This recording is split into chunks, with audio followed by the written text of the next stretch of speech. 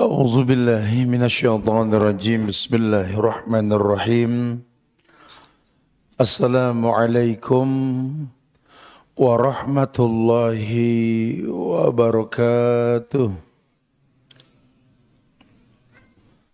الحمد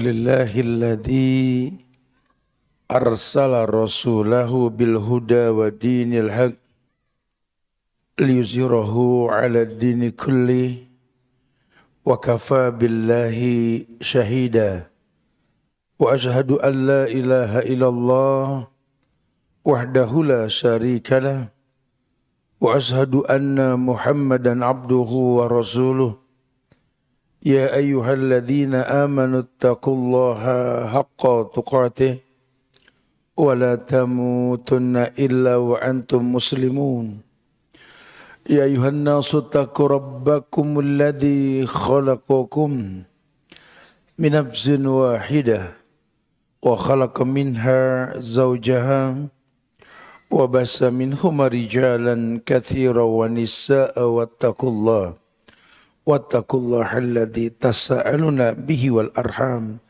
إن الله كان عليكم رقيبا يا أيها الذين آمنوا اتقوا الله وقولوا قولا سديدا يصلح لكم أعمالكم ويغفر لكم ذنوبكم ومن يطع الله ورسوله فقد فاز فوزا عظيما أما بعد فإن أصدق الحديث كتاب الله وخير الهدى هدى محمد صلى الله عليه وسلم وشر الأمور محدثاتها وكل محدثة بدعة وكل بدعة ضلالة وكل ضلالة في النار. Ma'asyiral muslimin wal muslimat, sidang majelis tabligh akbar, majelis ta'lim al-mumtahanah di Masjid An-Nafi, Resort Dago Pakar Permai, yang semoga Allah selalu berikan keberkahan dunia dan akhirat. Alhamdulillah, izin Allah kita diberikan kemudahan oleh Allah untuk bisa berkumpul di Masjid An-Nafi ini untuk sama-sama meluruskan niat agar kita bisa menjadi kita yang baru, yang lebih baik. Dan boleh kalau kita ucapkan judul yang diberikan, bukan aku yang dulu. Harapannya dulu mungkin banyak kesalahan dan keburukan. Dan berharap pada hari ini justru banyak kebaikan yang kita dapatkan. Karena kalau boleh jujur, keranjang surgawi kita ini masih kosong. Mindset kita cuma masih urusan dunia. Padahal sang pencipta dunia mengatakan, wabtaghi fima atakallahu daral akhirah wala tansa nasibaka minad dunya. Itu ayat perintahkan kita untuk memanfaatkan yang Allah berikan kepada kita untuk urusan akhirat. Tapi jangan lupakan dunia gitulah, lurusin niat.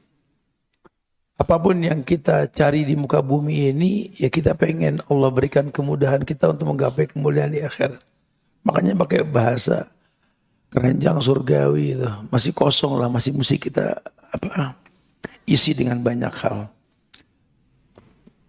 Wallahi, kadang-kadang dunia ini malah membuat kita terlena, merubah fungsi hidup kita yang tercipta untuk beribadah ini malah terwarnai oleh fitnah dunia.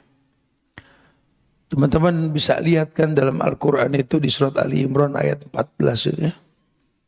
Ayat yang menjelaskan tentang fitnah dunia, di mana Allah sudah kasih kisi-kisi sebenarnya. Allah sudah kasih bayangan-bayangan untuk kita hidup di dunia ini. Agama ini liyuzhirahu ala dini kulli. Agama yang mewarnai bukan diwarnai. Maka muslimnya yang mewarnai bukan diwarnai.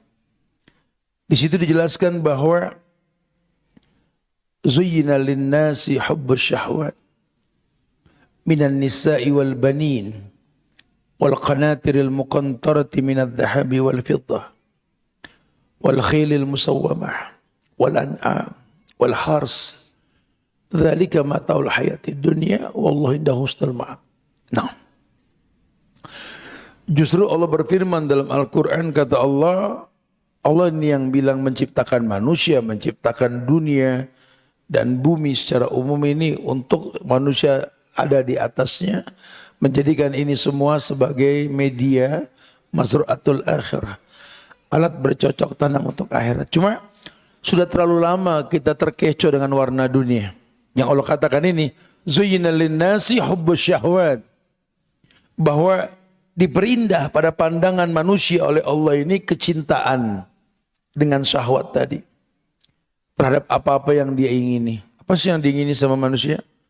Yang pertama, minan nisa, perempuan. Baik diterjemahkan laki dengan lawan jenisnya perempuan atau sebaliknya, atau memang perempuan dengan perempuan. Ya, tidak bicara biologis kalau perempuan dengan perempuan. Cuma memang perempuan ini dijadikan alat bantu untuk bisa mewarnai dunia. Ya, karena orang perempuan ngeliat orang perempuan aja bisa demen. Ya Allah, bajunya bagus banget, lo lihat itu baju itu. Perempuan sama perempuan. Laki mah gak bakal begitu. Laki lagi ngobrol sama temennya nih, ada laki-laki jalan keren. Gila keren banget. Pasti masalah tuh orang. Karena memang gak mungkin lah laki kepo ya. Makanya kalau ada laki-laki kepo, FOMO, narsis. Laki ribut pakai WA. Suruh pakai androk, motif kembang gitu lah. Laki jangan major, jangan di pojokan kamar cuma scroll doang. Keluar, bumi Allah ini luas. Iya, wallah perempuan memang jadi simbol fitnah dunia. Sampai-sampai Islam mengatasnamakan perempuan itu mar'ah atau mir'ah. Cermin. Tempat orang memandang, siapa yang gak suka ngaca? Jangankan si tampan dan si cantik, si buruk wajah pun seneng ngaca kok. Karena fungsi kaca ini kan jadi buat flashback, melihat kekurangan yang kita miliki. Orang nyisir kadang-kadang potongannya pas apa kagak, ngaca dulu, oke pas gitu kan. Kaca. Allahumma kama hasan ta khalqi fahasin khulqi. Yang sering ngaca apal gitu doa itu. Ya Allah, seperti kau baguskan tampangku, baguskan akhlakku gitu loh. Ya doa ngaca apalin tuh. Allahumma kama hasan ta khalqi fahasin khulqi. Ya Allah, seperti kau baguskan tampangku, baguskan akhlakku. Baguskan tampangku, bagus dari mana gue gitu ya. Ya karena bukan fisik, kalau sudah bahasa langitan, bahasa Tuhan itu bukan fisik sudah. Innallaha la yanzuru ila suwarikum wala ila ajsamikum, walakin yanzuru ila qulubikum wa amalikum. Karena Allah enggak ngelihat pada fisik seseorang, enggak ngefek juga. Oh paling enggak boleh kita menghina fisik manusia itu, paling enggak boleh. Dia juga enggak pengen pilih fisik seperti itu. Ya kan? Kita jangan bicara fisik itu mah gimana Tuhan lah. Ya. Tapi kan tetap kita kalau sudah nikah doa kita kan enggak bicara fisik, betul? Apa kita kalau sudah nikah doanya? Rabbi habli minas shalihin. Bicara fisik enggak? Enggak. Ya Allah berikan kepadaku anak yang saleh. Enggak ada Rabbi habli minal jamilin, minat tawilin, minat tajirin. Enggak, kita enggak bicara fisik lah. Kita minta anak yang saleh. Enggak bicara fisik, karena buat Allah tuh yang penting ibadah. Makanya kalau nanti ada yang merasa anak enggak sempurna, ya udah jangan dikomplain. Memang Allah pengen dengan ketidaksempurnaan itu dia bisa beribadah yang sempurna. Anak saya ADHD, Ustaz, anak saya autis. Ya udah sih, qadarullah. Allah enggak mungkin ciptakan anak seperti ini kecuali kamu ketika hamil bermasalah. Ya. Karena kerusakan yang nampak ulah tangan manusia bukan salahnya Tuhan. Tapi apapun yang lahir sudah la yukallifullahu nafsan. Allah ini enggak mungkin uji manusia di luar batas kemampuannya. Ya Allah enggak mungkin uji manusia di luar batas kemampuan. Ini sudah janji Allah. La yukallifullahu nafsan illa wus'aha. Allah nggak mungkin uji manusia di luar batas kemampuan. Justru Allah pengen manusia ini betul-betul memiliki manfaat dalam dirinya, ya, dengan ujian yang Allah ujikan kepada dia. Sudahlah, intinya yang pertama minan nisa. Yang kedua, wal banin, kita bicara anak. Di gara-gara urusan anak ini tidak sedikit orang terbengkalai ibadahnya sama Allah. Ya, gara-gara urusan anak ini banyak yang syubhat pun dihalalkan. Apalagi yang haram. Gara-gara urusan anak ini. Kadang-kadang banyak tuntutan di luar batas kemampuan. Kadang-kadang gara-gara urusan anak ini kita lupa kalau anak ini tercipta untuk beribadah. Apalagi di zaman yang serba mudah seperti sekarang. Di mana manusia ini gadget di tangan. Ya, hidupnya dekat dengan Zaiful Hadarah. Apa Zaiful Hadarah? Peradaban palsu yang namanya Google.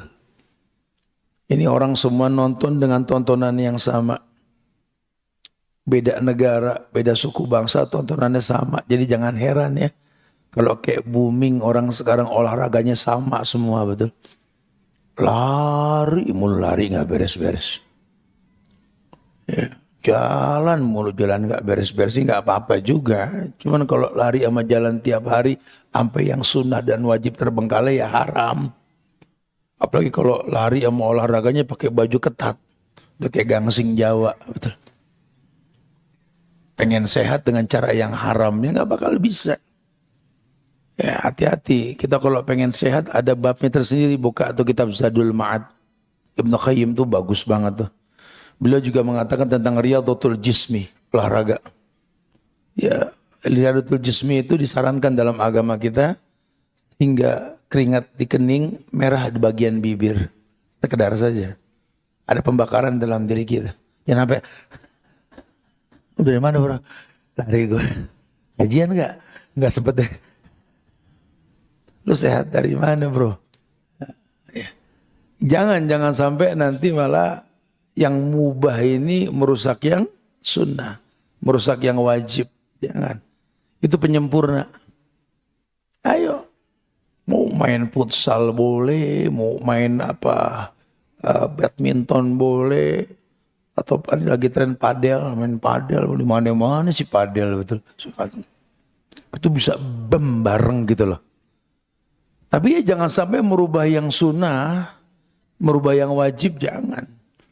Ini yang dikhawatirkan nanti kita lupa kalau Allah itu maha menyehatkan. Anta syafi, la shifa illa shifa'uka. Tidak ada kesehatan kecuali Kau yang memberikan kesehatan ya Allah.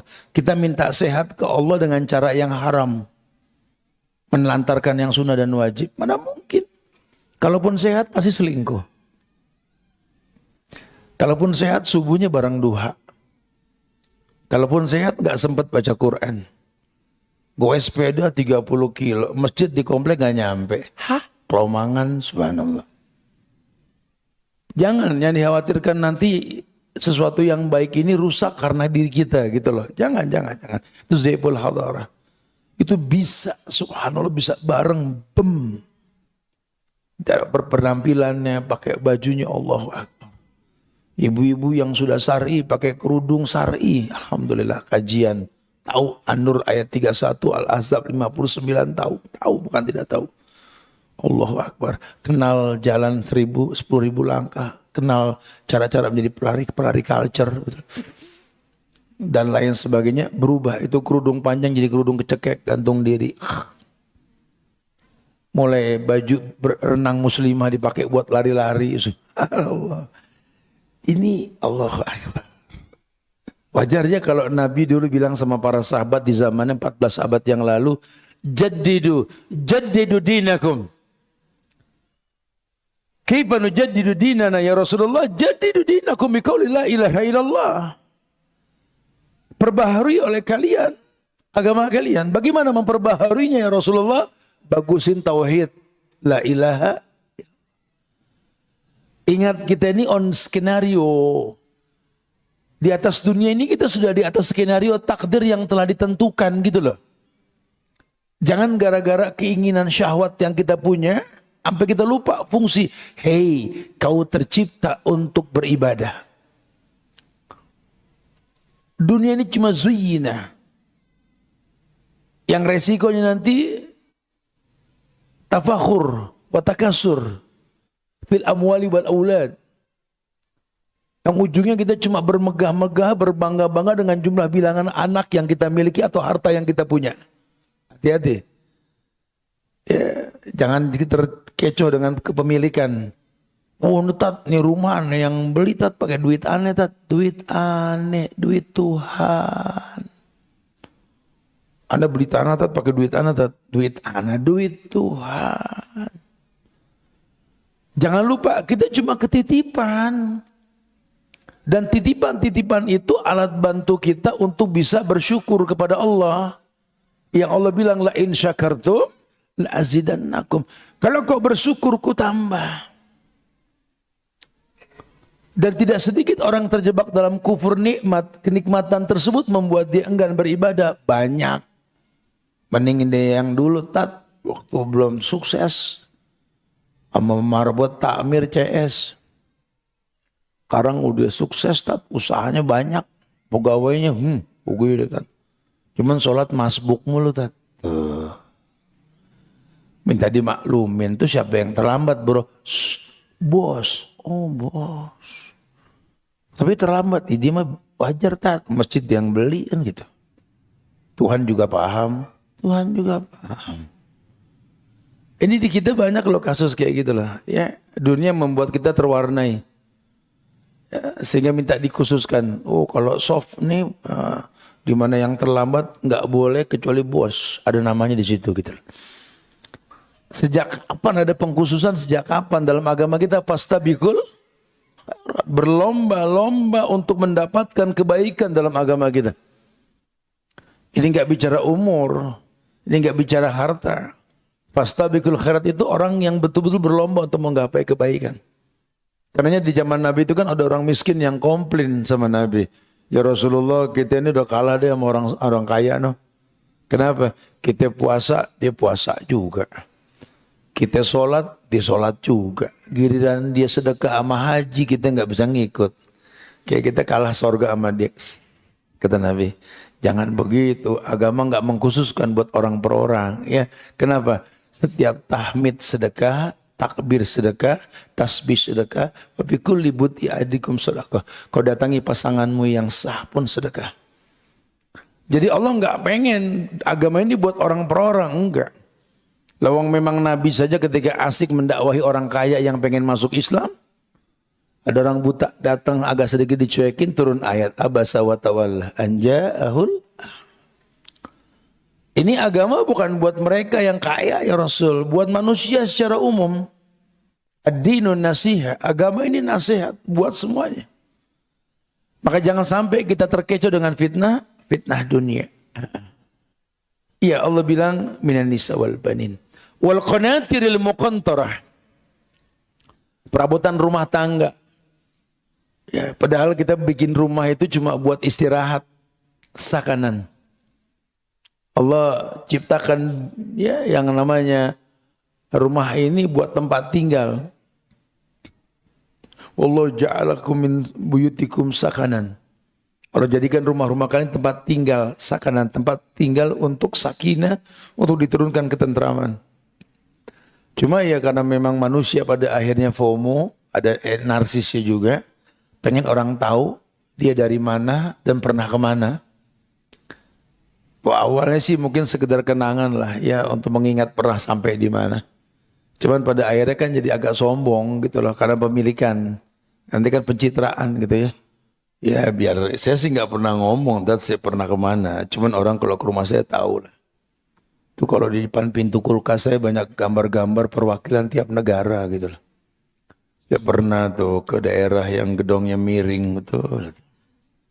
Saya pernah datang ke sebuah negeri yang ada kitiran gede tuh, kitiran air tuh.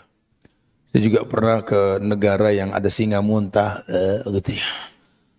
Saya bukan nggak boleh ya, boleh-boleh. Cuma kalau FOMO pada akhirnya kita narsis buat apa juga gitu ya. Emang sampai ke sana pakai duit siapa? Duit Allah. Allah bakal tanya, duit aneh ente pakai ke sana buat apa bro? Gitu loh. Cuma buat action, riya, syirik kecil. Kau halalkan yang kuberikan kepadamu untuk sesuatu yang haram. Panjang itu urusannya itu. La tazulu qadama 'abdin yaumal qiyamah. Karena kaki manusia tidak mungkin bergeser di akhirat nanti sampai ditanya hatta yus'ala an ilmihi, an jismihi wa an malih. Min aina iktasabahu wa fima anfaqahu. Panjang urusannya itu. Nggak geser kaki kita, kaki anak Adam di akhirat nanti sampai ditanya tentang ilmu yang dia miliki dipakai buat apa. Badannya menua untuk apa. Hartanya dari mana kemana dialokasikan. Panjang urusannya itu. Jangan main-main. Qanatiril muqantarah. Lagi-lagi terkecoh. Rumah yang buat tempat tinggal. Rumah yang kita hayalkan. Home sweet home baiti jannati. Rumah yang kita hayalkan ada sakinah di dalamnya. Allah. Qanatiril muqantarah. Banyak perabotan lenong rumah tangga. Minad dhahabi wal fiddah. Dari emas dan perak. Ngeri banget. Kalau sampai kita diundang pengajian di rumah-rumah tuh saya paling takut. Enggak. Karena yang undang pasti orang kaya. Bukan orang susah. Yang diundang kadang-kadang orang susah. Banyak orang-orang diundang. Orang kayanya sih baik. Yang mereka pengen niat baik kok. Cuma kan timbul fitnah karena bagusnya tempat. Akhirnya banyak yang datang ke situ rumahnya nggak sebagus yang punya rumah ngundang gitu. Ya Allah ini rumah bagus banget ya. Ya Allah. Astagfirullah itu lampu gimana masangnya ya. Allah.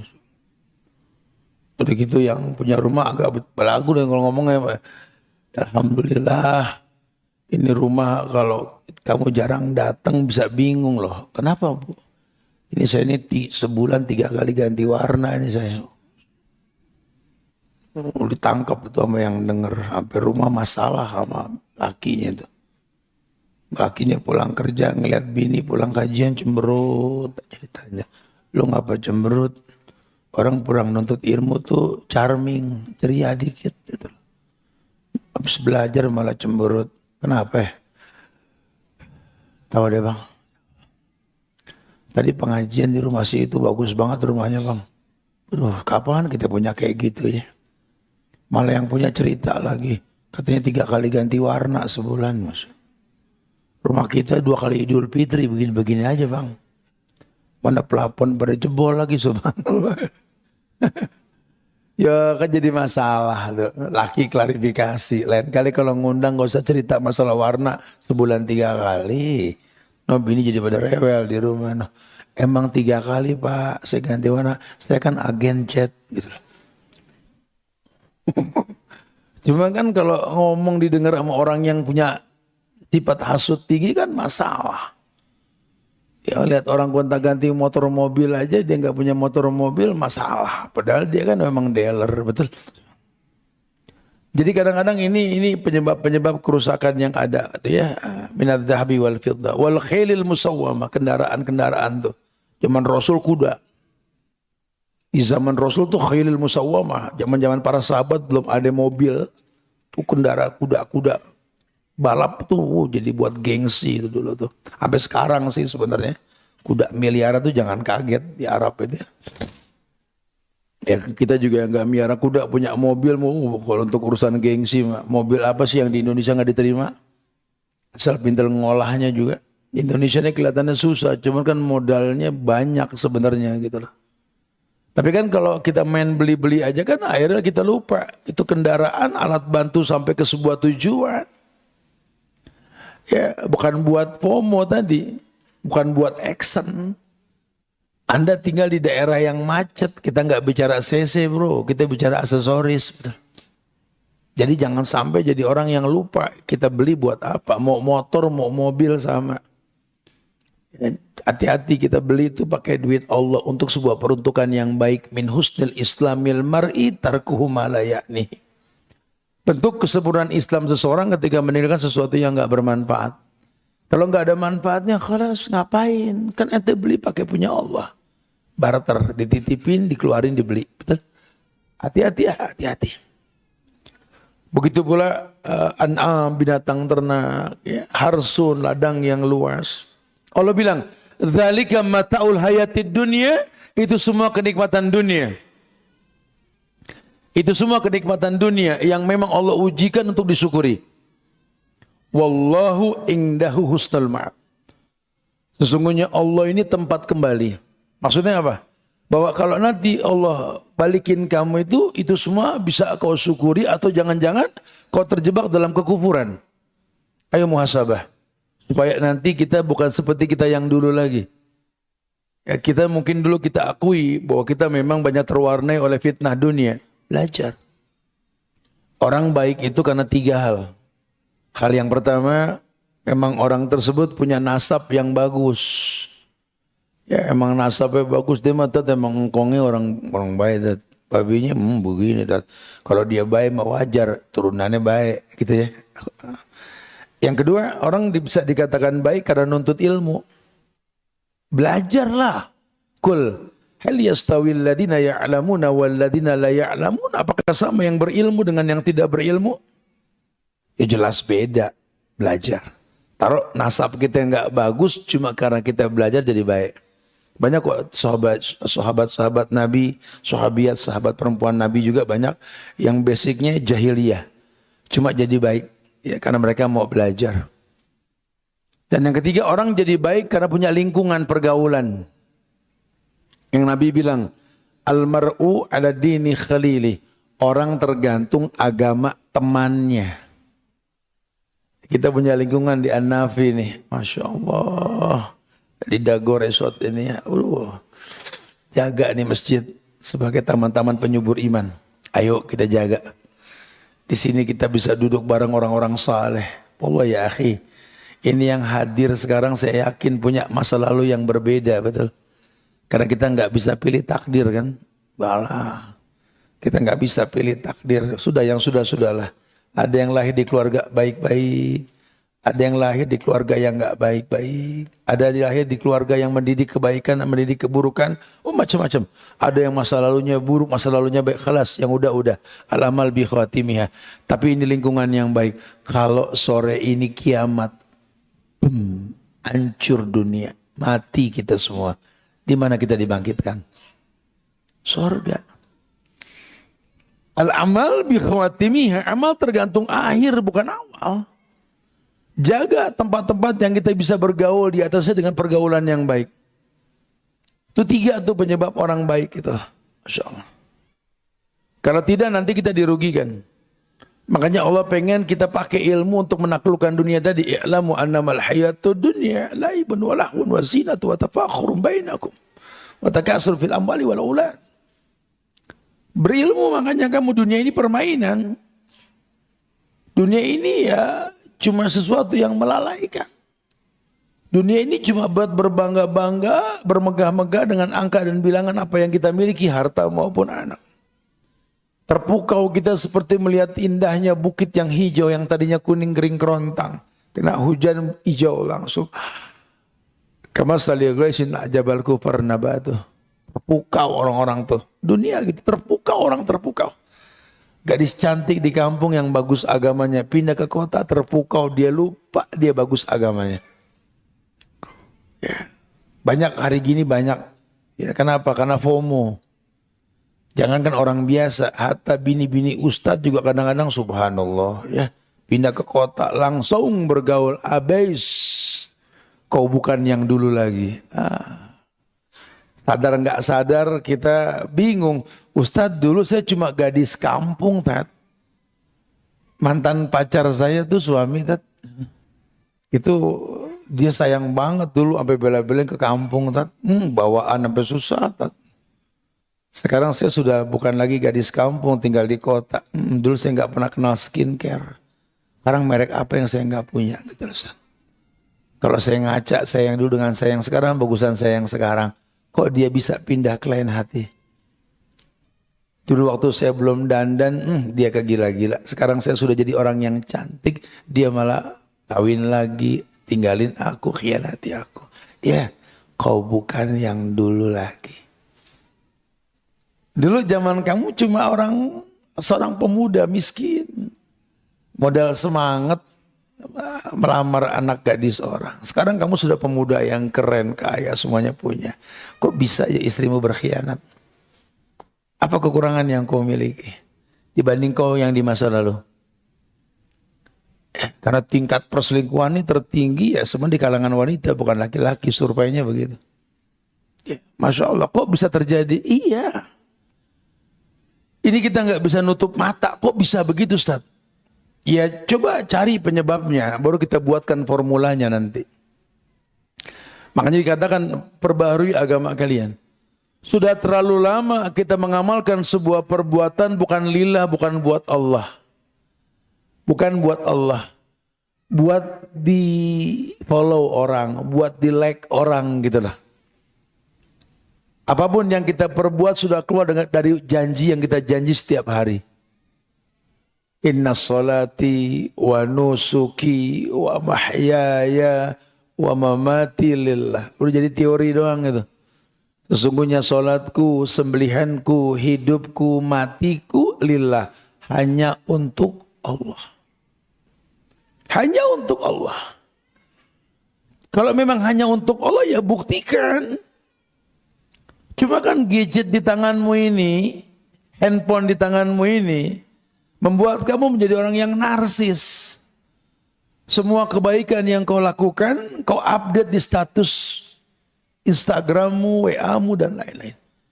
Ya wallahu alam, kalau memang Anda manfaatkan itu sosial media buat menginformasikan tentang kebaikan dalam rangka untuk mengiklankan kayak panitia, pakai ini Instagram, YouTube atau apa buat alat bantu publikasi kegiatan, ya ulama juga nggak nyalahin kali. Ya, ini juga nih yang datang mungkin 500 orang kali ya sama perempuan semua. Tapi ini yang nonton ribuan lebih banyak lagi gitu lah. Manfaat. Tapi kalau memang untuk urusan pribadi ngapain gonta-ganti status? Ya ada timbang goreng ceplok telur pagi buat makan anak pakai divideoin. Telur ceplok buat si kakak. Ya Allah. Menu pagi si adik. Sereal buat ayang beb. Ya Allah. Lakinya begitu. Masuk rumah sakit langsung statusnya lagi diinfus. Kau tahu aku sedang di mana? Ya. Cemen banget dah. Gue pengen sisirin laki begini bener-bener gitu lah. Olahraga FOMO, ketepuk, OTW gor, yeah. ketepuk, OTW gedung sate, yeah. Subhanallah. Kenapa kita kayak begitu? Kenapa? Ya, karena kurang dipuji gitu. Allahu Akbar. Orang-orang yang jadi panutan, yang rekomendasi Tuhan, radhiyallahu anhum wa radu anhu, Allah ridho sama mereka, mereka pun ridho sama Allah. Mereka semua berkata, andai tak ada yang mengenal diri ini. Itu perkataan Aisyah, perkataan Abu Bakar, Umar, Utsman. Banyak sahabat dulu mengatakan, andai aku seperti kayu kering yang terbakar menjadi arang dan debu. Andai aku seperti pasir di gurun Sahara yang kering ditiup angin. Andai. Karena mereka enggak butuh publikasi, dia tahu bahwa manusia ini fitnah. Karena munaslayan, tahi omongan orang enggak ada selesainya. Kalau kita ikutin omongan orang, wallah enggak ada selesainya. Kan kita pernah, saya masih ingat bahasan-bahasan awal kita di Anapi, sebelum Anapi Semegah ini dulu. Cerita tentang orang ayah dan anaknya itu yang mau jual kuda ke pasar. Ketemu orang di jalan itu ditanya, mau kemana kalian ini? Bisa kompak nonton kuda berduaan. Mau jual kuda ke pasar. Kata tuh orang, kan pasar jauh. Kuda juga mau dijual. Naikin dong yang cerdas sedikit. Juga Pak. Juga naik berdua. Ketebak pasar. Ketemu orang nanya lagi. Pada mau kemana? Mau ke pasar. Oh kelewatan. Kuda kurus dinaikin berdua. Kesian sama itu kuda gak kuat. Satu turun, satu naik masih boleh. Orang tua ngalah, anak naik, dituntun tuh kuda. Ketemu orang lagi ditanya, anak sekarang kurang ajar ya. Orang tua suruh jalan naik di kuda enak-enakan. Turun, gantian yang tua naik, yang muda jalan masih kuat. Anak turun, bapak naik. Ketemu orang lagi, astagfirullahaladzim. Orang tua sekarang nggak punya otak ya. Anak kecil suruh jalan dia malah naik kuda. Turun dua-duanya berbisik. Oh ya udah, akhirnya kudanya digendong berdua. Ketemu orang kuda sakit. Akhirnya dilepas tuh kuda nggak jadi ke pasar. Karena munas lah entahi omongan orang nggak ada selesainya. Nggak ada selesainya. Makanya komit kita tadi mengatakan bahwa inna sholati wa nusuki wa mahyaya wa mamati lillah tuh dipraktekin tuh. Sesungguhnya sholatku, sembelihanku, hidupku secara umum, matiku nanti lillah, hanya untuk Allah. Tolong kalau sudah pakai bahasa lillah, ayo duduk belajar usul salasa. Ini Masjid An-Nafi, Masya Allah kajiannya banyak nih. Hadir, banyak ustaz-ustaz kita dipanggil kemarin, duduk, kenali Allah dengan benar, kenali Nabi Muhammad dengan benar, kenali Islam dengan benar. Dan tolong jangan bosan belajar itu. Karena kita ini manusia tempatnya lupa. Mungkin pernah belajar tapi bisa lupa. Alangkah baiknya di-reply lah, duduk di majelis ilmu. Banyak kok ulama yang duduk di majelis ulama cuma buat mereply ilmu tuh banyak banget. Ya, saya pernah duduk beberapa bulan yang lalu di majelis Syekh Suhaimi di Madinah itu. Gurunya Syekh Abdul Razak itu, Masya Allah. Dia kajian maghrib itu yang duduk itu juga ulama duduk. Padahal kalau kita dengerin yang disampaikan ini, kita bisa ngulang apa yang di mulut dia. Apalah satu kitab yang dibahas sama dengan yang pernah kita pelajari. Cuma apa sih hikmahnya ini? Ya ini orang mengingatkan apa yang pernah dia pelajari dari mulut orang yang lebih berilmu. Dan kita butuh mereply itu. Mulihin, diulang-ulang itu penting. Karena boleh jadi kita lupa. Duduk di majelis ilmu, taman-taman penyubur iman. Budayakan itu untuk mengenal Allah, mengenal Nabi Muhammad, mengenal Islam dengan benar. Sehingga nanti kita akan tahu, kalau kita giring kehidupan tersebut, dalam rumah tangga yang kita miliki, ya kita pengen kesalahan dalam kehidupan rumah tangga kita ini membuat kita lebih baik ke depan nanti insya Allah. Makanya kalau bahasan bukan aku yang dulu, itu dilarikan ke ikatan rumah tangga, ya kita akan menemukan nasihat-nasihat yang indah dalam agama kita. Bahwa agama ini mencontohkan kepada kita untuk menjadi orang yang baik. Ya, Syekh Abdurrahman Nasir As-Sa'di dalam kutip buku kecilnya itu mengatakan bahwa harusnya kalau orang beribadah dengan benar, yang tadinya dia belum pernah beribadah, atau dia pernah beribadah tapi belum bisa merasakan manfaat ibadah, ya introspeksi. Karena orang yang beribadah dengan benar akan memiliki stabilisasi iman. Ada beberapa hal yang saya tuliskan dalam bukunya itu. Coba introspeksi atau hasibu qabla an tuhasabula kalau bahasa Umar. Kamu hisab diri kamu sebelum dihisab sama Allah. Wazinu qabla an tuzanu. Kamu timbang dirimu, amal perbuatanmu sebelum ditimbang oleh Allah nanti. Karena ada yaumul mizan, hari di mana ditimbang semua perbuatan kita, betul? Orang kalau sudah beribadah dengan betul dan dia berilmu sebelum dia beribadah, demi Allah, harusnya dia punya stabilisasi iman dan amal soleh yang dirutinkan. Makin berilmu, makin senang menaklukkan amal untuk menggapai kebaikan, memenuhi keranjang surgawi dia. Iya, orang yang baik ibadahnya, orang yang stabil imannya. Alasannya apa Ustaz? Karena iman yazid wa yanqus, naik dan turun. Amal dia yang baik, yazidu bi ta'ah, membaguskan iman dengan ketaatan. Amalnya yang buruk menghilangkan kemuliaan iman hingga turunlah iman karena amal yang salah. Iya, harusnya orang kalau sudah beragama dengan baik, dia berilmu, imannya stabil. Ya, walaupun sifat iman manusia naik dan turun, tapi ya lebih banyak stabilnya lah. Karena amal soleh itu penting banget. Yang kedua, orangnya ini bisa berbuat baik dengan sesama makhluk. Efek buruknya begitu. Jangankan buat dirinya, buat orang lain pun dia ada manfaat. Kayak ayat yang mengatakan di At-Tahrim ayat 6 itu, ya alladzina amanu qu anfusakum wa ahlikum nar. Hai orang yang beriman, jagalah dirimu dan keluargamu dari api neraka. Orang kalau sudah bagus iman, menggugurkan kewajiban yang disyariatkan, efeknya itu ku anfusakum wa ahlikum nar. Akan bisa menjaga diri dan keluarga. Akan bisa menjaga diri dan keluarga. Harusnya seperti itu. Ya.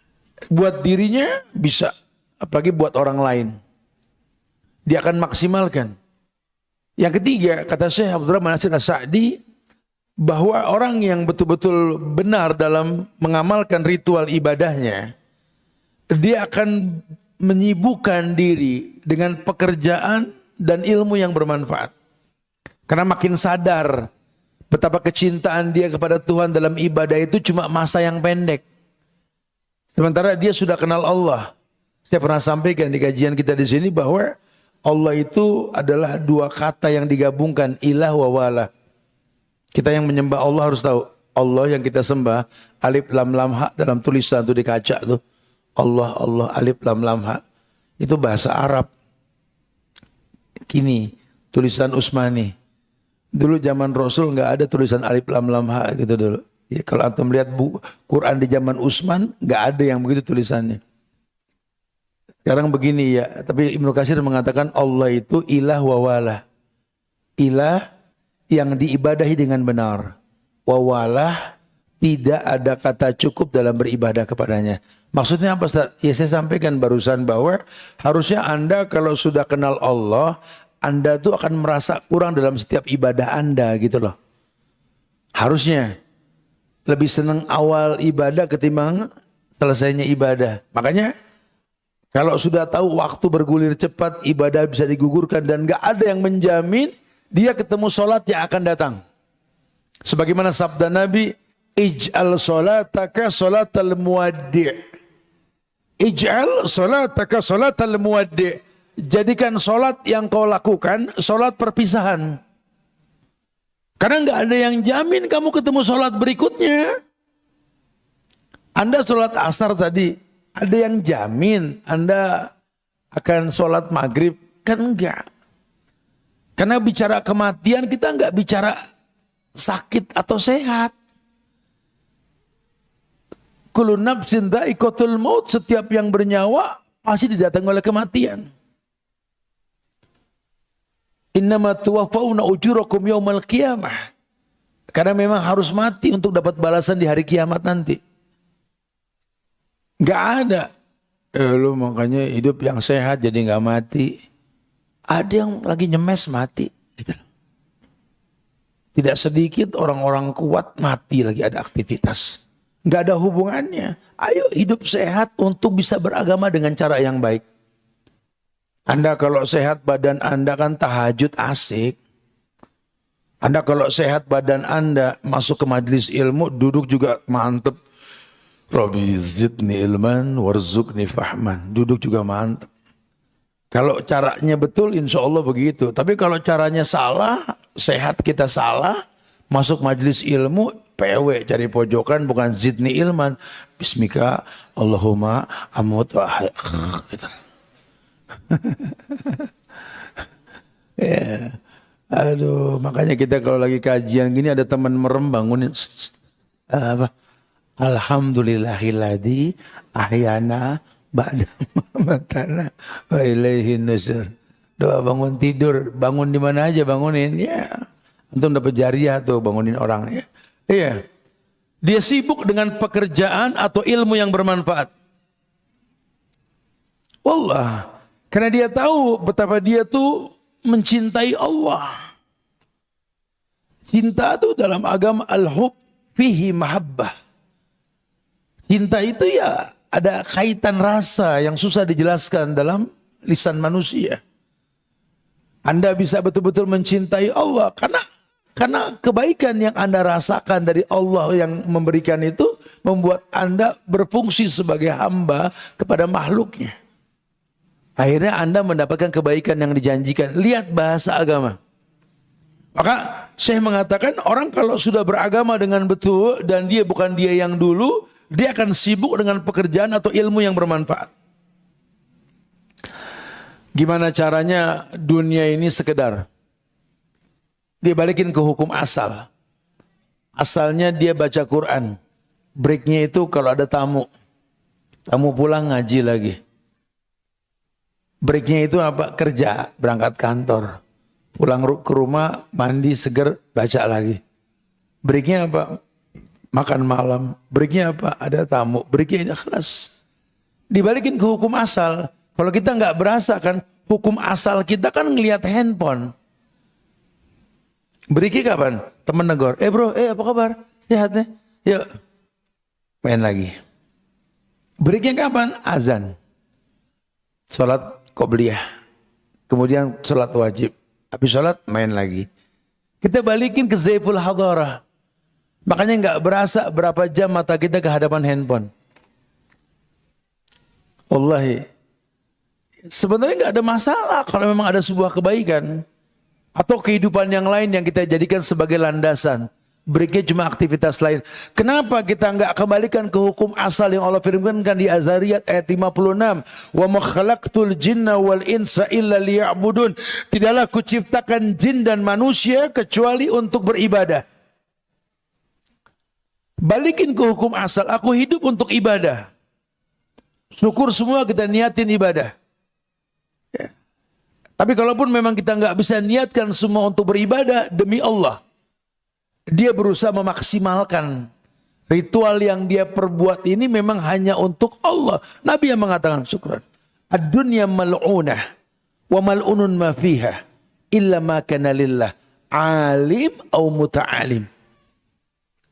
Ya Rabb, sang rujukan di muka bumi Muhammad bin Abdullah sallallahu alaihi wasallam yang Allah rekomendasi dijadikan contoh. Walaqad kana lakum fi Rasulillahi uswatun hasanah.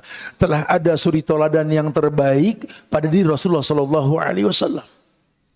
Allah yang Allah perintahkan wa ma atakumur rasul fakhudhuhu wa manahakum anhu fantahu. Al-Hasr ayat 7 itu. Beliau orang yang mengatakan bahwa dunia ini mal'una, terlaknat. Yang bilang dunia terlaknat siapa? Allah. Rasul yang sampein. Ad-dunya mal'una wa mal'unun ma fiha illa makana lillah.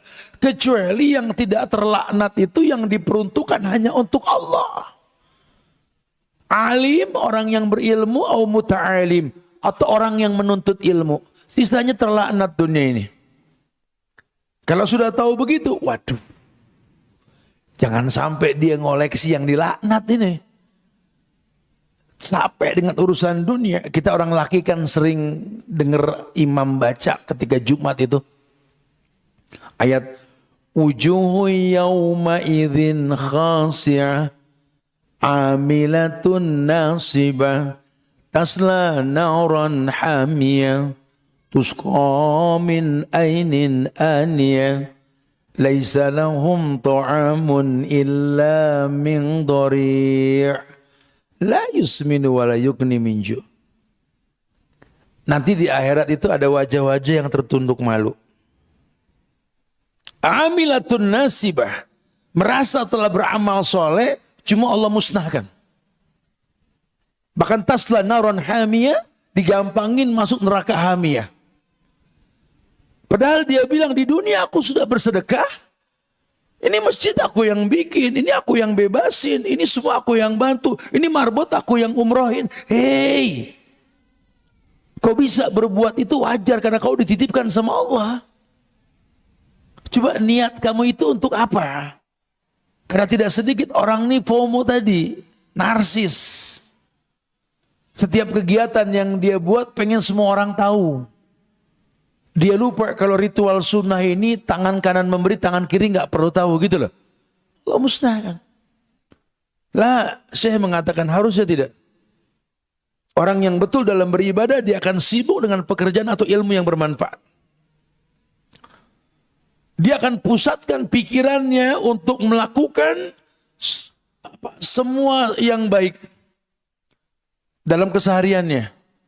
Tanpa dia menyalahkan masa lalunya yang buruk. Atau dihantui oleh pemikiran di masa depan yang dia nggak tahu. Yang dia tahu kalau sudah dekat sama Allah mah nggak ada yang nggak mungkin lah. Semuanya mungkin. Pokoknya saya mesti lakukan sesuatu yang baik yang memang membuat Allah senang. Lillah bahasanya. Prinsipnya kan innallaha tayyib la yaqbalu ila tayyiban. Allah itu baik cuma nerima yang Allah baik cuma nerima yang baik. Orang yang betul dalam beragama dia akan memperbanyak zikrullah. Karena dia butuh Allah. Dia butuh ketenangan menghadapi kenyataan. Apa yang kita minta ke Allah dalam bentuk bantuan, datang itu bukan dengan angka bilangan yang kita pinta, bukan. Ketenangan yang Allah berikan. Sehingga kalau kita sudah tenang nanti kita berhusnuzon. Ya, alladzina amanu wa tatma'innu qulubuhum bi dzikrillah. Karena orang yang beriman yang tenang hatinya karena mengingat Allah. Kalau dia sudah tenang mengingat Allah, ala bidzikrillahi tatma'innul qulub. Ya kalau jiwanya sudah tenang, kaya bukan sombong, miskin juga bukan masalah. Karena dia tahu Allah nggak mungkin uji dia di luar batas kemampuan. Cakep. Ini orang bukan dia yang dulu temperamentan, dulu emosian. Sekarang lihat, ketika dia sudah kenal Allah, lihat. Hidupnya tenang, berhusnuzon, tolak ukurnya ibadah. Selama ibadah nggak terganggu, nggak ada masalah. Tidak ada masalah. Kalaupun dia merasakan kesalahan dalam kehidupannya, dia tersentuh ayat yang mengatakan wasari'u ila maghfiratin min rabbikum wa jannatin arduhas samawat wa iddat lil muttaqin. Dia percepat mohon ampun sama Allah. Setelah dia mohon ampun, dia minta lagi surga yang luasnya seluas langit dan bumi. Ukurannya itu. Dia nggak minta dunia, dia cuma minta surga. Karena dunia yang dia miliki nggak ada yang terbawa mati. Itu cuma fasilitas hidup. Dia maksimalkan bagaimana dia selalu mengingat Allah. Yang Nabi bilang, ihfazillah yahfazuk. Ihfazillah tajidhu tujahak. Ihfazillah yahfazuk. Kamu jaga Allah, Allah jaga kamu.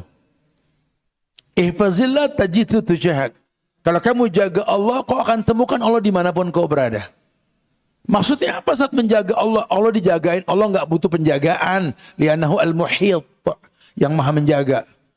Allah aziz, perkasa. Udah jangan pikirin jagain Tuhan, bukan.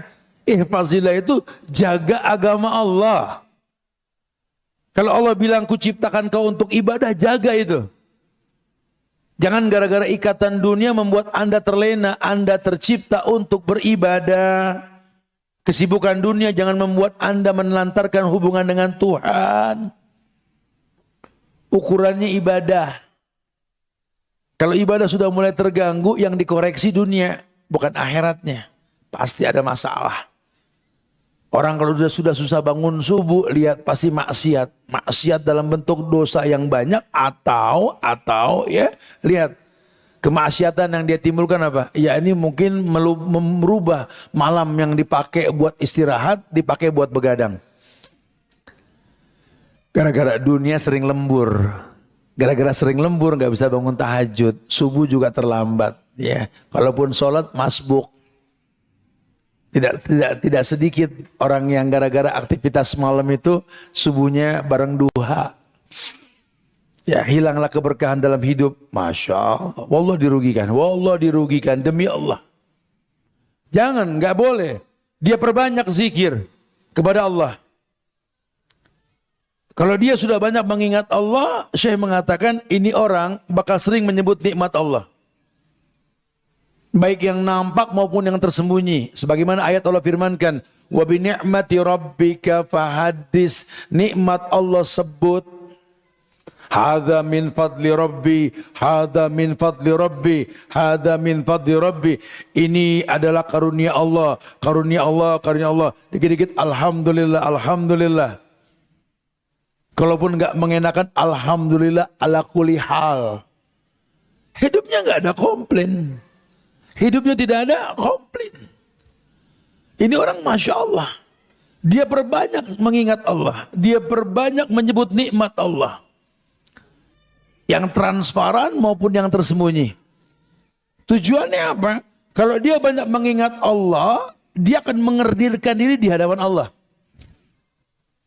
Kalau dia banyak mengingat Allah, dia akan mengkerdilkan diri di hadapan Allah. Dalam apa? Dalam sholat dia. Allahu Akbar, Allah Akbar, ana saghir. Allah besar, aku kecil. Al-Fatihah 7 ayat yang diulang-ulang itu menggetarkan jiwa dia.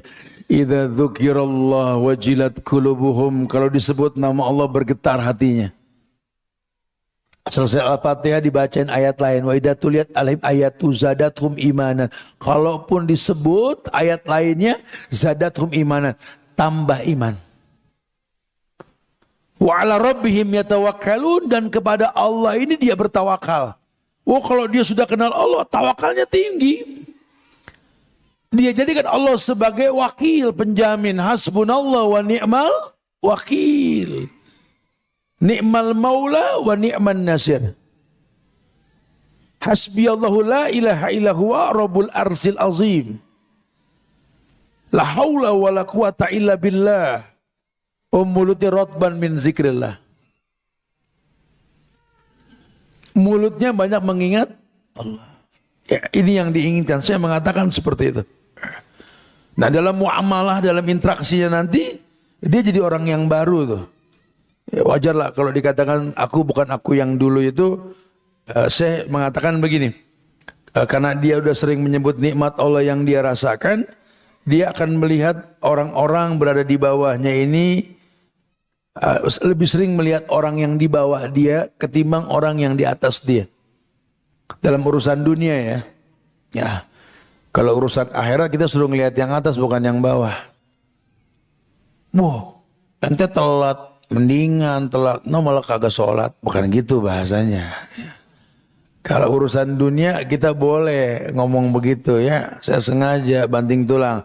Saya berusaha memaksimalkan supaya nggak terlantar ibadah saya kepada Allah. Ya kalau dia begitu saya jangan, lain hal ya.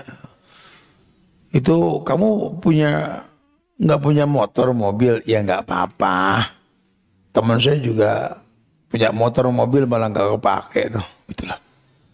Mobil kamu jelek banget ya nggak apa-apa, mobil yang penting. Teman saya malah punya motor. Nah, kamu motor doang punya, ya alhamdulillah. Temen malah sepeda goes doang loh. Sepeda doang ya nggak apa-apa. Temen malah jalan kaki loh. Jalan kaki, nggak ada kendaraan. Alhamdulillah temen di wheelchair. Kamu didorong, masih bisa datang walaupun didorong. Teman saya udah tepar loh gitu loh. Begitu boleh, itu bagus gitu. Untuk urusan dunia itu bagus ya. Tapi kalau akhirat kita fastabiqul khairat lah. Malulah. Orang buta bisa apal Quran, kita yang soplennya gonta-ganti tiap kondangan, Iqra 2 nggak naik-naik, betul? Ya, penampilan perlente, rambut warna-warni pakai benang mambo, betul? Fisik nomor 1 dipertontonkan, lari pagi tiap hari, jalan pagi tiap hari, betis kenceng, pinggang, paha, dada kencengnya, apalan nggak nambah, kalah sama orang yang pencot apal Quran, subhanallah. Malu harusnya. Terus kalau udah ganteng, udah cantik, emang daging belatung tanah nggak makan kita? Makan nanti, mati jadi bangkai gitu. Jangan salah paham nih. Hari gini banyak orang yang terkecoh nih. Takutnya kita malah jadi kita yang lebih buruk ketimbang yang dulu kan. Wah, sayang sekali. Baru kemudian otomatis orang yang betul dalam ibadahnya ini, dia akan melupakan berbagai penderitaan di masa lalu. Yang dia nggak bisa tolak. Ya udahlah, yang udah-udah, no complain. Hari gini kan generasi Gen Z ini kan banyak nyalain masa lalu. Dapat laporan sih, makanya kita ada konseling. Nanti ke panitia atau kalau yang mau konseling, hari ini kita maksimalkan selesai kegiatan ada konseling nanti insya Allah. Datang ke panitia deh. Karena saya sering bilang teman-teman para ustadz juga sering memberikan teori. Ya, selesai kajian yang mau nanya sekedar jawabannya. Banyak yang bertanya pengen dialog nggak punya waktu panjang, betul. Karena kita kebiasaan didatengin bukan ngedatengin. Kalau dulu kan guru dikejar, kalau sekarang kan guru dipanggil, beda gitu ya. Akhirnya banyak hal yang nggak terpecahkan. Solusinya konseling. Ke psikolog bayar mahal, ke ustadz gratis, gitulah. Fas'alu ahla dzikri in kuntum la ta'lamun. Tanya sama orang yang berilmu kalau kita enggak tahu. Penting banget, penting. Supaya kita nanti enggak komplain dalam hidup. Hari gini generasi Z ini banyak flying victim. Nyalahin orang tua karena enggak ngedidik dia dengan baik. Nyalahin masa lalu yang buruk sehingga dia jadi begini. Kita enggak didik anak kita jadi orang yang qanaah, nerima takdir. Nah, ada anak yang terlahir orang tua bermanfaat buat mereka. Tapi tidak sedikit ya anak yang dilahirkan kelak bermanfaat buat kedua orang tuanya. Ya, Masya Allah. Kadang anak yang cantik, anak yang ganteng malah nggak bisa ibadah dengan benar. Kadang penampilan yang nggak sempurna membuat kita dekat sama Allah. Ya kita jelaskan sama mereka. Jangan komplain dengan takdir, nak. Kadang-kadang kita seperti itu, nak. Ya, jadi betul-betul disampaikan, jangan komplain. Nah, ini hari gini banyak generasi yang komplain. Ya, mereka mengingat keburukan-keburukan di masa lalu. Syekh mengatakan justru orang kalau ibadahnya bagus, ya, dia akan melupakan berbagai penderitaan di masa lalu. Dan yang memang dia nggak bisa tolak apa yang pernah terjadi. Coba karena dia kenal Allah. Dia tahu bahwa Allah enggak ada zalim dalam takdir. Wa ma rabbuka bizalamin lil abid. Tuhan kalian enggak mungkin berbuat zalim. La yukallifullahu nafsan illa wus'aha. Enggak ada ujian di luar batas kemampuan. Husnuzan. Udah ini yang terbaik sudah. Doa kita Rabbi habli minas solihin, minta anak yang soleh, bukan anak yang ganteng, anak yang cantik, anak yang soleh. Kadang anak yang cantik, anak yang ganteng pada enggak bisa ngaji, yang jelek baru pada lancar ngaji, betul. Yang kita butuhin doa anak yang soleh, bukan doa anak yang ganteng gitu loh. Ya. Jadi diajarkan husnuzan sama Allah. Maka otomatis dia akan berdoa dengan doa yang dipanjatkan Rasulullah. Itu yang pertama. Karena dia tahu la yaruddul qada illa doa. Tidak ada yang bisa merubah takdir kecuali doa. La yaruddul qada illa doa. Tidak ada yang bisa merubah takdir kecuali doa. Dia kenal Allah, dia tahu Allah. Maka doa yang dia contoh doa Rasul. Apa yang Nabi tidak ajarkan, beliau ajarkan semua. Kalaupun pada akhirnya nanti dia nggak tahu doa Rasul, secara umum dia balikin semua ke Allah. Ada doa nanti yang kita nggak nyontoh Rasul karena hajat kita berbeda. Agama memperbolehkan, tapi jangan diikat dengan ritual. Ya, sehingga kita mengatakan seakan-akan sunnah yang kita minta. Enggak. Keumuman dalil silakan. Anda mau doa pakai bahasa apapun silakan, Tuhan paham. Ya, wallahi Tuhan paham dengan apa yang Anda panjatkan ke Allah. Selama Anda yakin bahwa Allah itu as-somad, tempat bergantung semua makhluk, dan Anda mengatakan kul huwallahu ahad, esakan Allah, baru kau bergantung sama Allah. Jangan main bergantung tapi enggak mengesahkan Allah. Karena hari gini banyak orang berdoa tapi dia kan ria. Ria tadi tuh suka mengekspos kegiatan di sosial media. Berdoa mah berdoa tapi dia kan sum'ah, pengen didengar. Doa mah doa tapi kan dia ujub, pengen tampil. Akhirnya masuk nasihat Nabi innar rajula la yuhramu rizqo bi dzambin yusibu. Orang terhalang dari rezekinya karena maksiat yang dirutinkan. Hilanglah kebaikan yang dia inginkan, Masya Allah. Ya. Baru kemudian beda dia dengan dia yang dulu ini, kata Syekh, dia akan selalu menjadi orang yang memperkirakan kemungkinan terburuk yang akan menimpanya, kemudian dia menguatkan diri untuk siap menerimanya. Iya, dia menjadi orang yang memperkirakan kemungkinan terburuk yang akan menimpanya, kemudian menguatkan diri untuk siap menerimanya. Nah, dia maksimalin. Gimana caranya, apa yang dia perbuat ini ya untuk sesuatu yang memang baik. Saya mengatakan dia perkirakan kemungkinan terburuk dalam semua hal. Kemungkinan Allah bakal berikan dia ujian. Dia tahu qayatu abdi min ibad bibtilahi. Tuhan itu kalau sayang dengan seseorang diikat dengan ujian.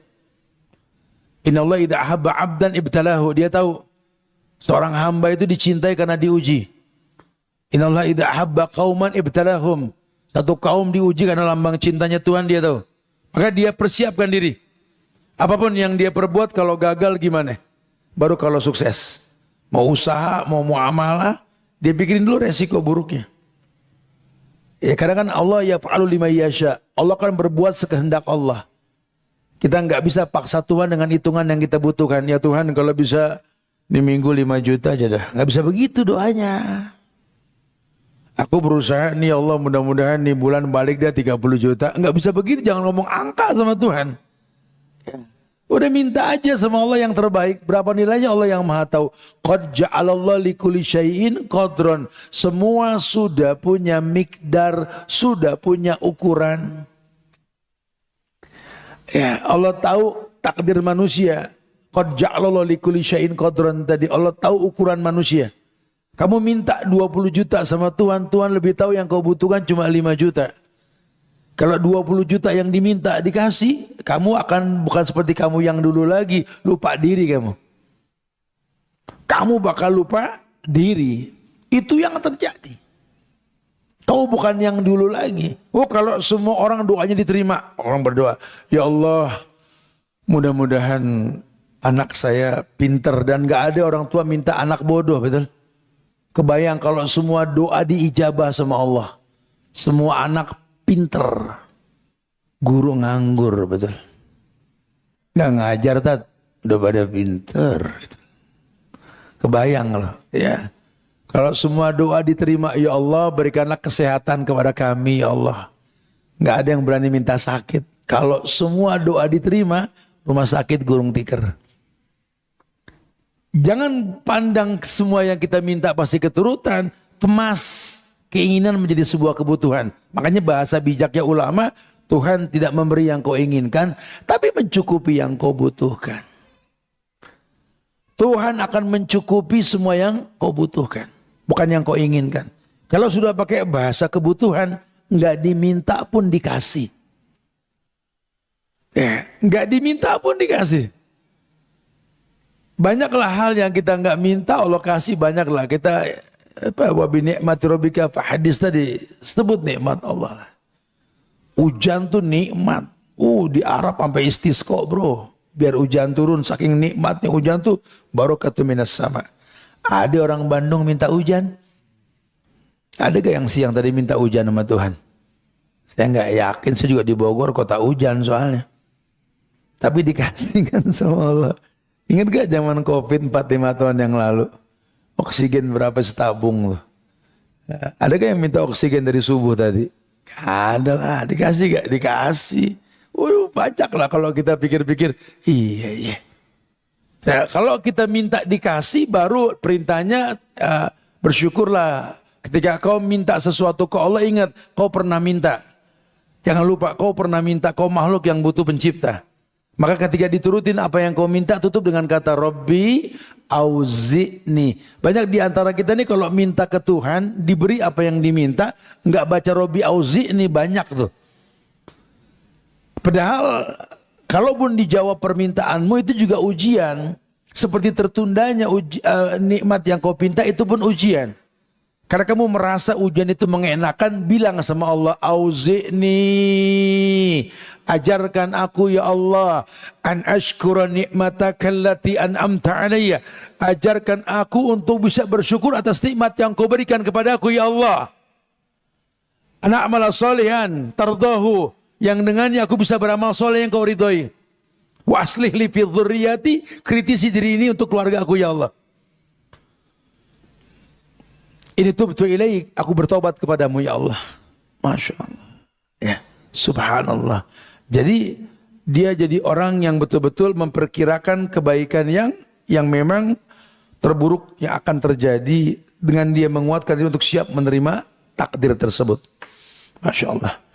Ya, jadi jelas sekali nasihat Syekh dengan tegas mengatakan bahwa orang yang beribadah dengan baik itu menjadi dia yang baru.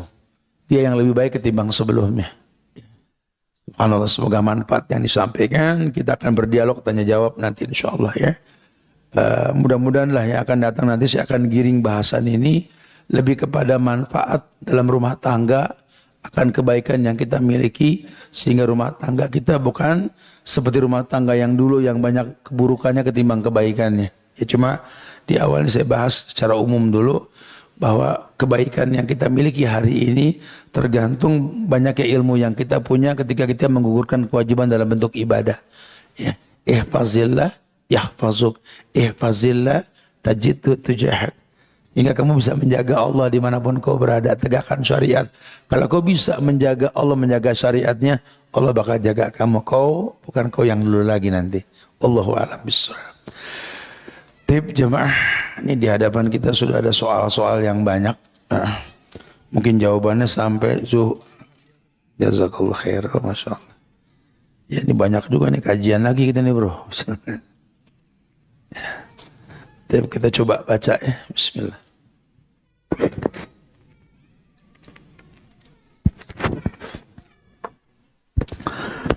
Ya, assalamualaikum warahmatullahi.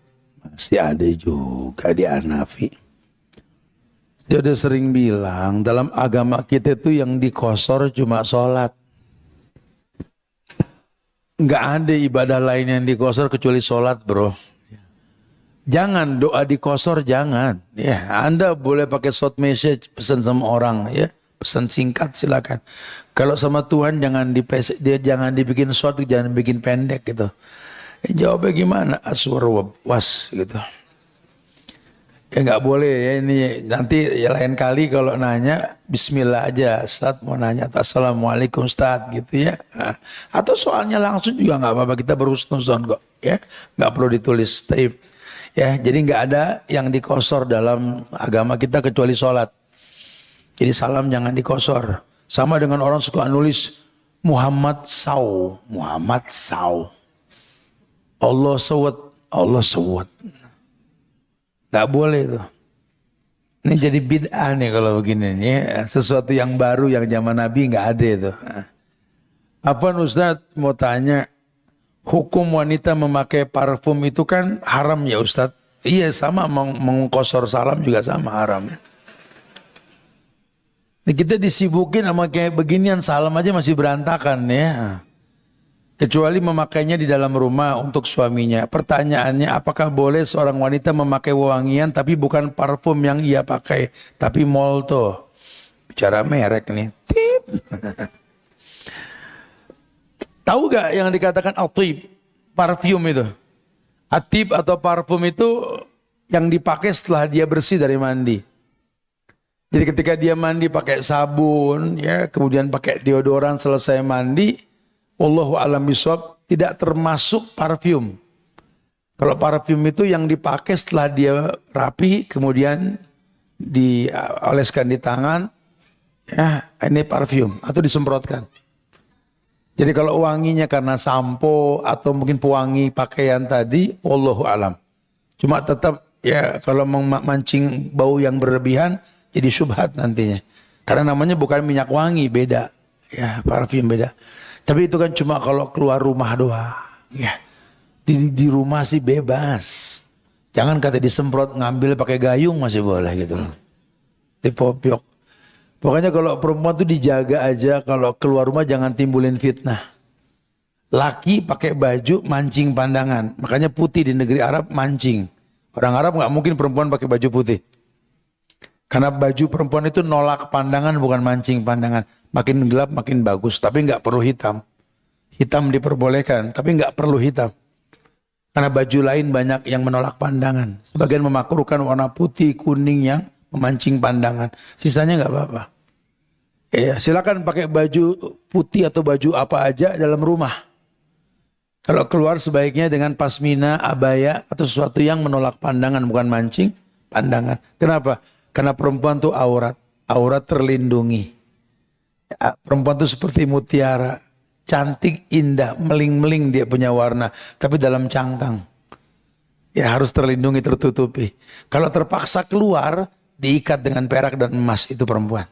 Kalian itu mahal, berharga dalam agama kita. Jadi jangan mengumbar. Aurat itu bajunya beda, sabunnya beda, perawatannya beda. Makanya kita orang laki nih, ya punya istri, punya ibu, adik, kakak perempuan, punya anak perempuan, itu mutiara-mutiara kita. Jaga mereka, lindungi mereka. Kalau tidak kita dibilang dayus, orang yang nggak punya cemburu. Disibukin dengan penampilan, badan, fisik, keluarga pada nggak pakai kerudung. Nasihatin, jangan sampai enggak, karena mereka aurat yang terlindungi gitu lah. Assalamualaikum Ustadz, maaf pertanyaan di luar tema. Kalau seorang istri tiba-tiba dituduh selingkuh, padahal boro-boro selingkuh, ada yang memfitnah, akhirnya suami pisah ranjang sudah 2 tahun. Gak mau ngomong, saya jelaskan, gak mau dengar. Sebagai istri saya harus bagaimana Ustadz? Ya ambil sikap. Ini laki juga gede adat, ngediemin 2 tahun gak tanggung-tanggung gitu. Dengan bercerai aja sekalian bro. Dalam agama itu 3 hari ngediemin orang, lu 2 tahun nabi lu siapa ya bro? Kebayang satu rumah diem-dieman 2 tahun gitu loh. Ya tinggal diklarifikasi, kalau kita menuduh berikan saksi. Yang dituduh boleh bersumpah. Ayo dong tanya ustadz, tanya guru-guru, tanya teman-teman kita yang ngerti agama. Ya. Wallahu a'lam bishawab. Kita kalau mau membuat sebuah formula atas keburukan yang ada, cari hukum sebab akibat. Anda bisa bilang istri itu selingkuh, ya cari sebabnya apa? Mungkin Anda kurang ilmu, kurang perhatian, kurang Anda mencukupi dan lain sebagainya. Karena perempuan itu kan terjaga, terlindungi, terfasilitasi untuk melayani. Ya. Yang curiga dengan pasangan bukan cuma Anda. Kasus Nabi dengan Aisyah juga masalah gelang yang jatuh sama itu kan. Sehingga ada fitnah melalui Abdullah bin Ubay bin Salul dulu. Pentolan munafik Madinah itu ya. Ya klarifikasi. Anda bisa menuduh ada buktinya gak? Kalau ada buktinya ya udah ketahuan. Ambil sikap. Nasehatin atau putusin. Jangan didiemin 2 tahun. Masya Allah. Ya salah lagi. Ya Anda yang dituduh ya tinggal klarifikasi, berikan bukti atau bersumpahlah atas kesalahan dalam tuduhan tersebut. Ya, wallahu a'lam bishawab. Assalamualaikum warahmatullahi wabarakatuh. Semoga Allah wa iyyakum insyaallah. Ustaz izin tanya. Tadi Ustaz menjelaskan cinta pada Allah akan membuat Anda berfungsi. Boleh dijelaskan lebih detail Ustaz untuk menguatkan pemahaman Anda Ustaz? Iya, tadi sudah dibahas. Sampai berapa tuh Anda bahas tadi tuh? Ada lebih dari 10 tuh. Ya ketika Anda mencintai Allah, Anda tahu bahwa Allah ciptakan Anda untuk sebuah peruntukan. Ya tadi globalnya inna solati wa nusuki wa mahyaya wa mamati lillah, hanya untuk Allah. Hanya untuk Allah. Ini kan sudah bukti cinta kita ke Allah. Makanya cinta dalam agama kita yang mengedepankan ilmu, yakin, ikhlas, jujur, baru bicara cinta. Nggak bisa Anda bilang cinta sama Allah kalau Anda nggak kenal Allah. Nggak yakin sama Allah. Nggak ikhlas ketika beribadah. Anda nggak jujur dalam ibadah. Nggak jujur lah. Allah bilang as-salatu ala waktiha. Salat pada waktunya. Ente masbuk mulu. Minta maklum Tuhan karena sibuk bos. Gitu. Mau berapa lama sih kita jadi bos emang? Allahu Akbar. Ya. Subhanallah, ini yang bikin Abdurrahman bin Auf nangis tiap dapat untung dalam bisnisnya. Karena dia khawatir banget keuntungan membuat terganggu cumbu dia sama Allah. Orang-orang yang bijak begitu. Orang kalau bisa tarkud dunia, juhud, dunia bakal datang menunduk. Dunia bakal datang menunduk, wallahi. Masya Allah. Ustaz, apakah boleh kita terus sedih akan masa lalu yang kelam Ustaz? Ya nggak boleh lah. Wabki ala khotiatik boleh. Tangisi dosamu di masa lalu boleh. Ya, tapi kalau sampai kamu ini menyesal akan keburukan di masa lalu sampai niyaha itu meratap, ya nggak boleh. Udah. Jadikan keburukanmu di masa lalu itu ya, sebagai modal fokusnya ibadahmu dia akan datang. Ya, kita kan bangun malam ketika orang tidur kan kita merenung. Ingat dulu-dulu, astagfirullah ya Allah. Kita ngebuang waktu betul-betul lah. Menyia-nyiakan waktu. Cuman kalau ingat Allah itu maha pengampun, beruntung banget kita. Ampunan Allah itu lebih besar ketimbang dosa yang kita lakuin. Sehingga kita menangis. Walaupun di waktu yang sempit. Kita menangis di waktu yang sempit. Karena kenapa dibilang sempit? Karena ya Rob, jamaah sebentar lagi. Malaikat maut mendatangi kita. Dan ini gak lama lagi. Coba kalau kita ingat kayak gitu kan, aduh, apa yang kita bawa berjumpa dengan Allah ini. Karena sampai saat ini kita mengaku sudah hijrah, sudah beragama, tapi jujur ya gak usah dijawab. Jujur, sudah belum kita hafal nama Allah? Jawab saja. Di hati kita. Berapa lama kita sujud, kita ruku, kita i'tidal, kita iftiras, kita tawaruk. Tahrimuhu takbir wa tahliluhu salam. Salat kita gugurkan. Haji umrah kita lakukan. Sudah kenal Allah belum kita? Selama ini Anda menyembah Tuhan yang Anda tidak kenal. Makanya berasa nggak berasa kalau ketemu sama orang bijak. Orang ini tahu Anda sum'ah. Anda sedang ujub. Anda sedang ria. Hati-hati. Apalagi kalau ahlul ilmi di hadapan antum, hati-hati. Kebaikan apa yang Anda banggakan selama Anda berbuat baik tersebut, Anda tidak tahu Tuhan yang Anda lakukan kebaikan untuknya. Ini kan muhasabah, ya Rabb. Kalau Allah wafatkan kita nanti habis maghrib, keranjang surgawi kita apa isinya, jamaah? Sementara sampai saat ini aja nih saya sampaikan di beberapa titik. Umpama ini Quran. Orang suka bilang, bro ada Quran gak bro? Tuh Quran tuh. Ya ambil nih Quran. Ini bukan Quran, ini mushaf. Buka makanya itu mushaf. Ada ayat tuh. Apa namanya? Kitab, belum Quran. Baca. Alhamdulillahi Rabbil Alamin. Baru Quran. Kalau tuh bacaan bikin Anda ingat Tuhan namanya azikro. Kalau ketemu dalil ditunjuki dengan yang kamu baca namanya furqan. Kita baru paham sore ini. Itu bukan Quran, itu mushaf. Yang Anda baca itu kitab. Kata yang keluar itu baru Quran. Makanya banyak mushaf yang bukan Quran. Inna syaitan yafiru min baitil ladzi tuqra fihi surat al-Baqarah. Setan lari dari rumah yang dibacakan surat Al-Baqarah. Bukan naruh Quran, setan takut. Setan jago baca. Man kana laisa fi jawfi syai'un minal Quran kal baitil kharab. Orang yang di dadanya enggak ada Quran kayak rumah kosong. Baca. Itu mushaf. Kalau enggak dibaca bukan Quran namanya. Kita baru paham sore ini. Kebayang tidak? Ya Rob. Ya Rob. Ya kalau gini nih namanya kita hisap diri kita. Karena enggak ada yang menjamin umur kita sampai besok. Enggak boleh berlarut-larut sedih, kita enggak boleh. Ustaz, bagaimana cara agar saya ridho, ikhlas, sabar setelah mengetahui suami telah berselingkuh yang kedua kali dan berzina, bahkan ingin menikahi perempuan tersebut untuk menjadi istri kedua? Apakah saya harus berpisah dan bertahan? Kalau perselingkuhan nggak boleh, perzinahan haram hukumnya. Tapi kalau nikah lagi salahnya di mana?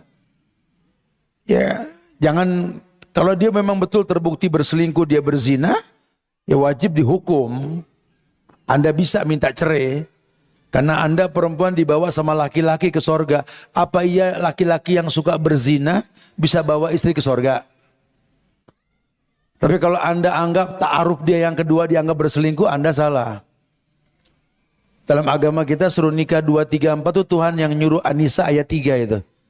Fankihu matobalakum minan nisa masna wasulasa waruba. Fankihu, ingkihu saja artinya wajib amr, nikahlah kamu 2, 3, 4. Wa in khiftum, kalau Anda takut, fawahidah gitu.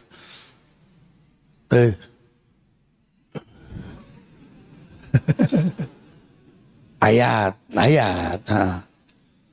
Tapi tetap poligami itu solusi bukan tujuan. Ya, jangan Anda menghalalkan yang Anda belum paham. Nama Tuhan aja belum hafal mau poligami. Gitu loh. Bikin kerusakan tambah nantinya. Kuasai dulu agama dengan baik, baru perbanyak umat. Tujuan nikah memperbanyak umat. Sekarang umat yang mana? Ayahnya aja begini, pengen modal poligami, anak banyak, jadi anak soleh-soleha. Ya agak susah romannya gitu loh. Ya tapi jangan dicemooh juga. Lawang memang itu syariat. Nabi poligami, sahabatnya yang 4 poligami, betul. Abu Bakar, Umar, Utsman, Ali poligami gak? Poligami. 10 orang dijamin sorga, semua poligami. Yang gak poligami, babaliong di pik 2, soalnya betul subhanallah. Kalian mau ngikutin siapa? Orang-orang soleh apa orang-orang kafir? Syariat. Ya, tapi kalau memang basically-nya dia selingkuh, dia berzina, ya wajib dihukum.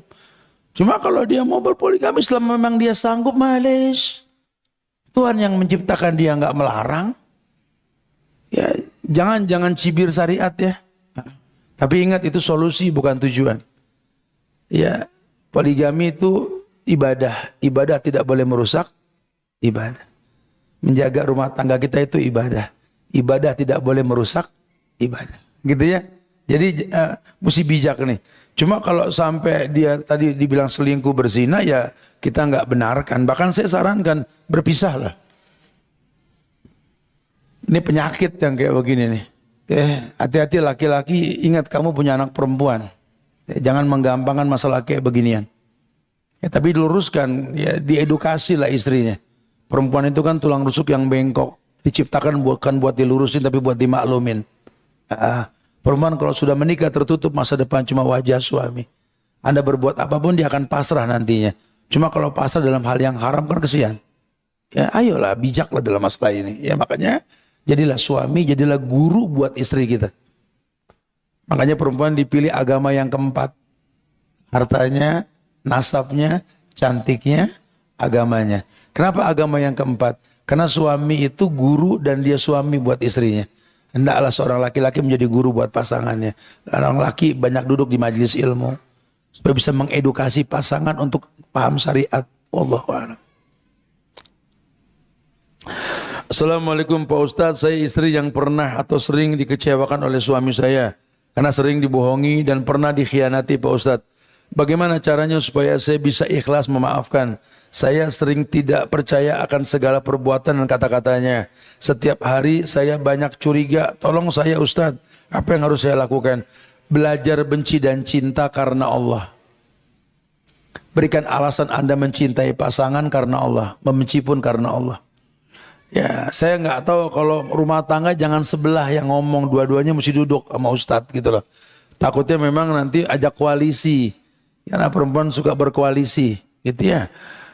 Kalau koalisinya untuk merugikan kan fatal resikonya. Ya wajar perempuan minta pertolongan tuh karena perempuan lemah. Dia minta tolong dong Ustadz, gimana sih? Itu biasa perempuan gitu loh. Ya. Tapi ya tetap mesti tahu hukum sebab akibat. Kenapa dia begitu dulu kan nggak begitu nih laki. Sekarang dia begitu, ada hukum sebab akibat tuh. Ya.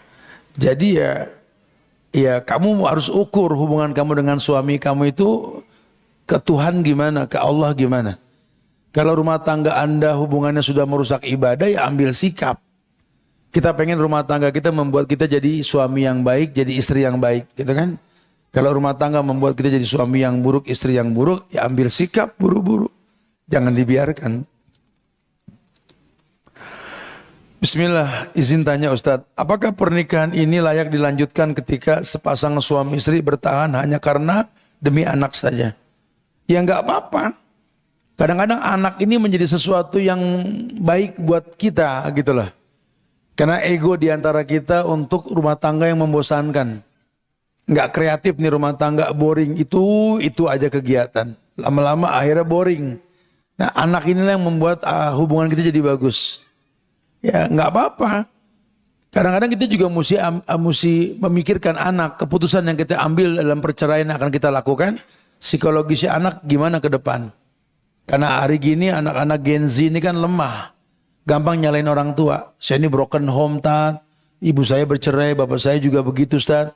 Padahal di zaman dulu juga yang bercerai banyak. Sampai penghuni sorga, Asma dengan Zubair aja bercerai. Tapi anaknya semua masuk sorga mati syahid. Zainab bercerai dengan Zaid. Zainab minta cerai dari suaminya. Kemudian dia nikah sama Rasul. Banyak kok zaman Nabi yang bercerai, banyak. nggak ada masalah. Dan kita nggak bisa menyalahkan hubungan orang tua kita. Suami istri itu ada bekasnya.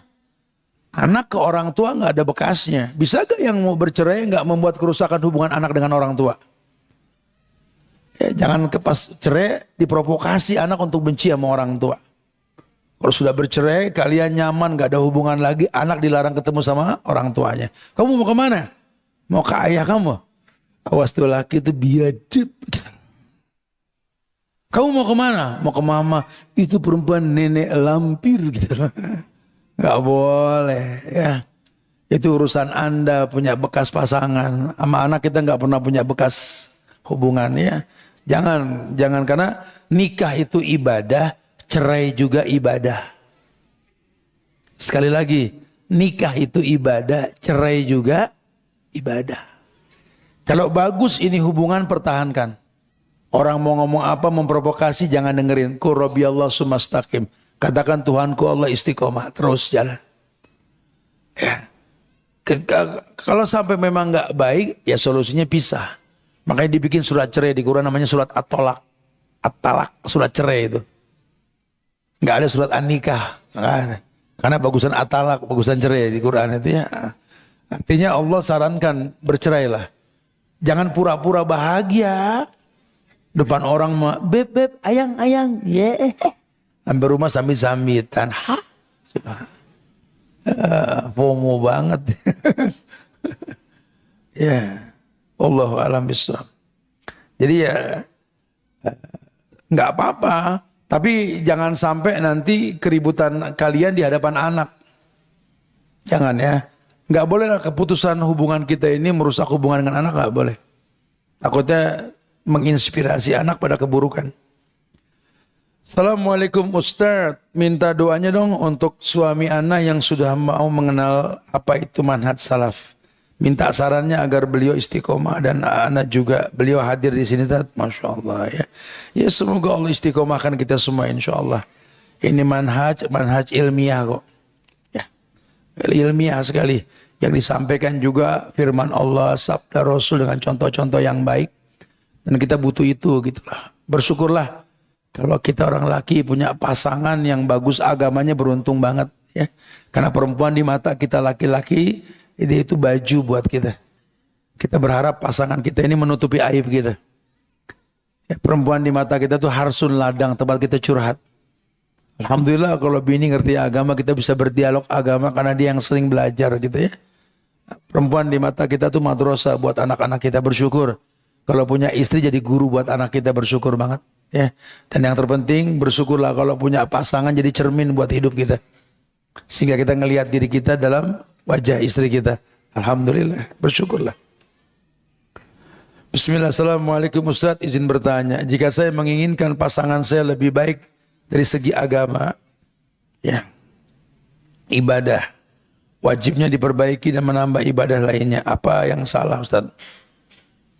Ya enggak ada yang salah, cuma tinggal caranya gitu loh. Karena kadang-kadang kita pengen orang sama dengan kita. Jangan, kita aja butuh waktu untuk bisa berubah. Apalagi orang yang mungkin enggak seperti kita. Sifat orang yang berilmu itu sifat ulama. Khiyarukum linisaikum. Yang paling menyiapkan maklum buat perempuan di hadapan kalian. Ya, karena yang paling susah dimaklumi kan perempuan. Laki-laki yang khiyar. Khiyar itu sifat ulama. Artinya memaklumi. Ya, kita bisa seminggu paham. Kadang-kadang orang belum tentu. Dia butuh 2 pekan, 3 pekan, sebulan, setahun. Atau tunggu kita mati baru paham. Wallahu a'lam. Jadi ya boleh-boleh aja kalau kita menginginkan pasangan lebih baik dari segi agama. Ya, cuma ya tetap ada proses. Jangan terus kita pengen gas. Karena yang sering terjadi hancurnya rumah tangga ini karena pemahaman yang lebih di pihak istri. Suami jadi nggak nyaman atau sebaliknya. Orang yang mengenal agama itu punya sifat penghuni sorga. Qoribin hayyin sahlin. Qorib gampang akrab, hayyin lembut, sahlin itu mudah. Jangan ngerti agama jadi galak, jadi kaku, jadi keras. Nanti orang gak nyaman. Ku anfusakum wa ahlikum. Terkadang pasangan saya tidak menerima dengan mengatakan ekspektasi saya ke pasangan terlalu tinggi. Iyalah, ini yang sering terjadi lah. Kita terlalu berharap lebih kepada pasangan kita, padahal Kita lupa kita kawin bukan sama ulama. Kita kawin bukan sama penghafal Quran. Ya, jadi jangan sampai sikap kita ke pasangan kita seperti sikap kita ke ulama. Ulama juga jadi ulama butuh waktu, nggak bisa langsung.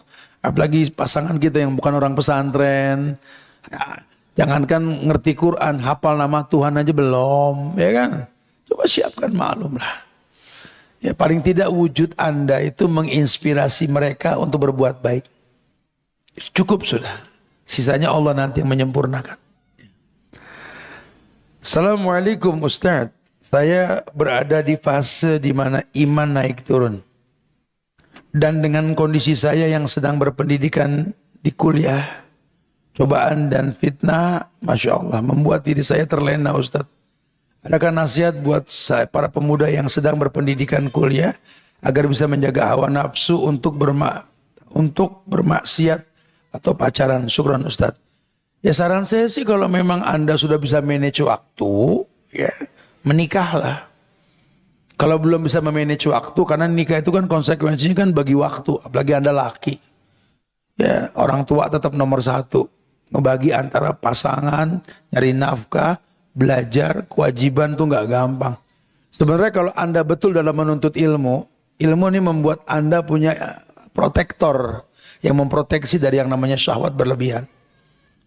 Anda dengan ilmu Anda berpuasalah dengan puasa yang betul. Bersabarlah, karena kan belajar kita paling 2-3 tahun ke depan. Sabarlah selama itu dengan fokus belajar. Kalau memang sudah mampu, menikah.